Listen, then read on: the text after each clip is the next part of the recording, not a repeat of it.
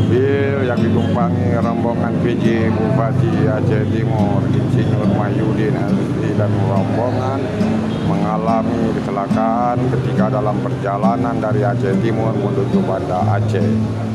Mobil rombongan PJ Bupati Aceh Timur mengalami laka lantas karena menabrak bagian belakang truk busuk tronton yang parkir di badan jalan.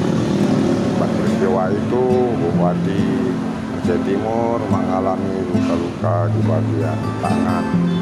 Namun peristiwa ini, semua korban yang dalam peristiwa ini sudah dirawat di rumah sakit. Bupati Aceh Timur Insinyur Mahyudin Azli dirawat di rumah sakit Zainal Abidin Banda Aceh. Itu informasi yang kita peroleh.